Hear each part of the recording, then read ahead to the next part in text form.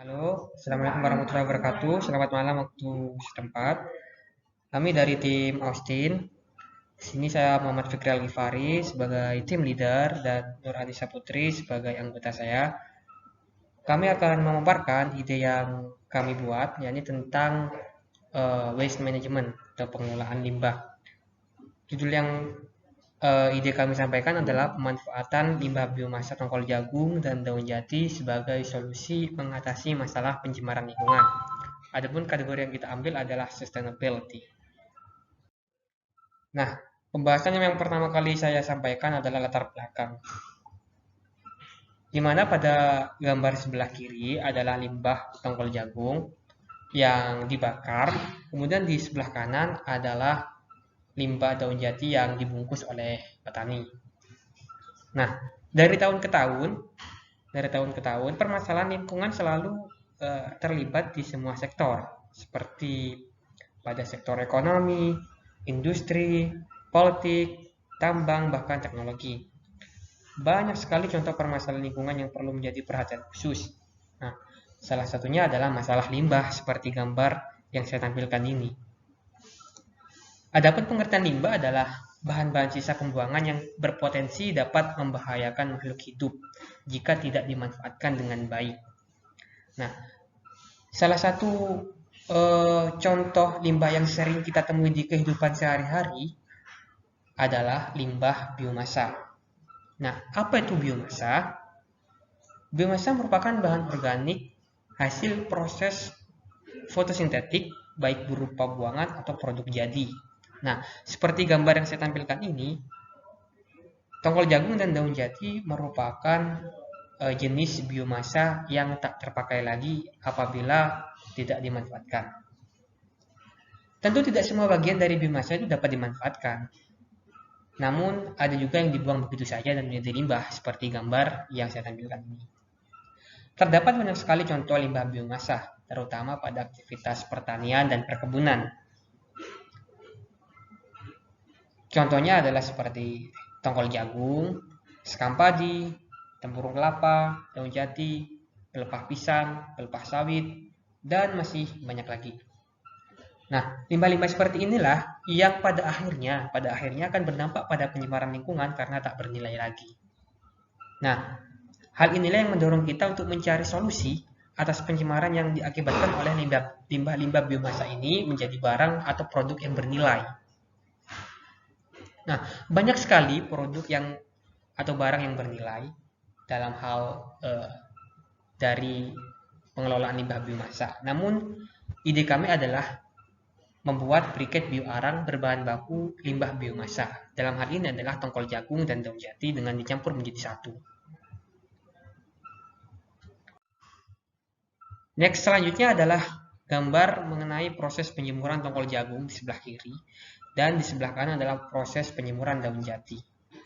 Nah, pertama-tama dalam hal pembuatan briket bioarang, hal yang pertama kita lakukan adalah menjemur bagian-bagian tersebut hingga kering.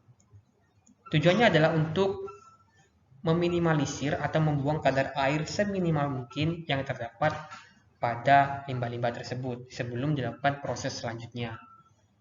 Nah, hal inilah yang bertujuan untuk mempermudah proses karbonisasi. Sebelum dilakukan proses karbonisasi itulah maka limbah-limbah ini dalam tanda kutip dijemur terlebih dahulu hingga kering.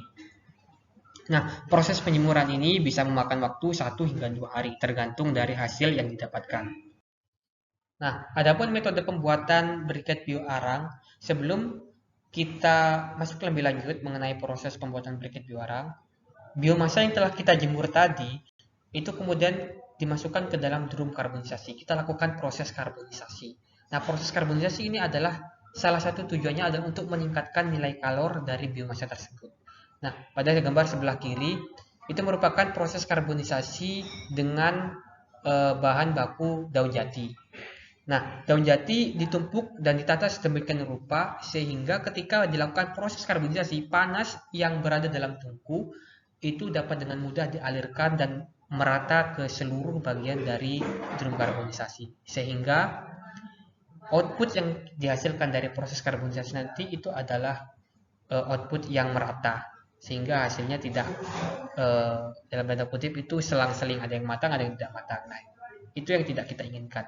Kemudian gambar di sebelah kanan adalah gambar ketika proses karbonisasi sedang berlangsung, di mana di situ tungku di bagian bawah menyala dan di bagian atas itu adalah api yang keluar dari cerobong. Nah, api ini adalah api yang mengindikasikan apakah biomasa yang ada di dalam drum itu dapat apakah sudah terbakar atau belum. Nah, ketika tungku tersebut masih mengeluarkan asap dan tidak mengeluarkan api seperti yang terlihat pada gambar, artinya biomasa yang ada di dalam itu masih belum terbakar. Dan ketika keluar api tersebut, maka itu mengindikasikan biomasa yang ada di dalam tersebut, baik tongkol jagung dan daun jati, itu telah terbakar. Nah, adapun gambar ini adalah merupakan produk atau hasil karbonisasi dari tongkol jagung. Nah, di sini secara kasat mata produk yang dihasilkan itu terlihat seperti arang. Nah, inilah yang kita sebut sebagai bioarang. Bioarang hasil proses karbonisasi. Nah, bioarang sendiri adalah merupakan produk biomasa hasil karbonisasi yang secara kasat mata itu memiliki sifat fisik seperti arang. Untuk mendapatkan bioarang itu umumnya biomasa itu dikarbonisasi selama 2 hingga 3 jam. Nah, tergantung pada kadar air yang ada pada biomasa tersebut.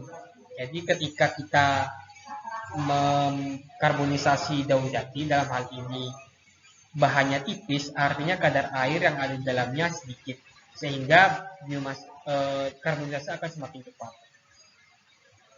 Kemudian yang selanjutnya adalah melakukan proses crushing pada bioarang hasil karbonisasi.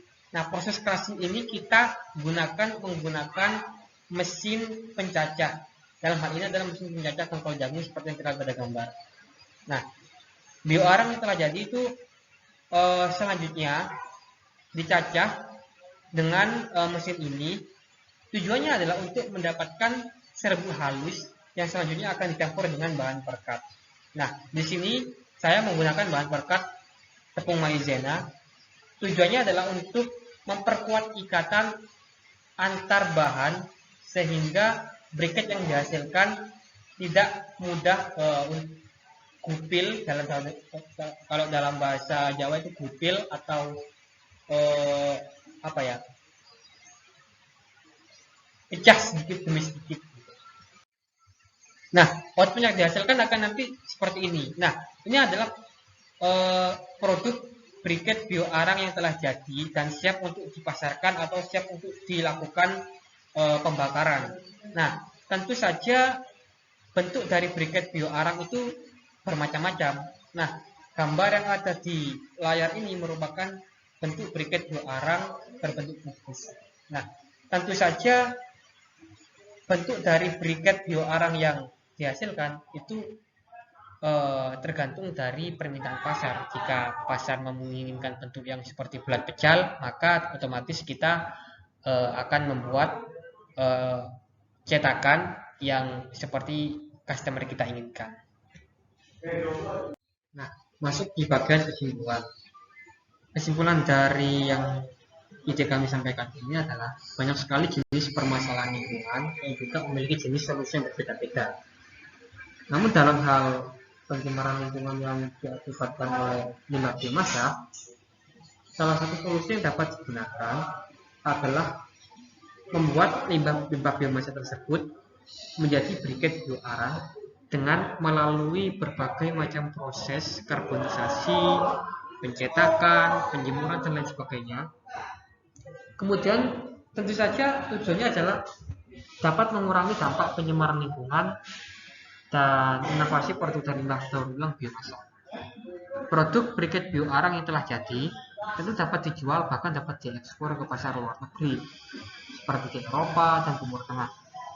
Nah, saya ambil contoh ketika di Eropa. Salah satu fungsi briket bioarang di Eropa itu digunakan sebagai bahan bakar penghangat ruangan ketika musim dingin. Namun ketika di Timur Tengah tentu saja berbeda karena cuacanya yang berbeda. Briket bioarang Timur Tengah itu dapat digunakan sebagai bahan bakar rokok Arab sisa di Timur Tengah. Mungkin itu saja yang dapat saya sampaikan. Kurang lebihnya saya mohon maaf. Selamat malam dan sampai jumpa. Assalamualaikum warahmatullahi wabarakatuh.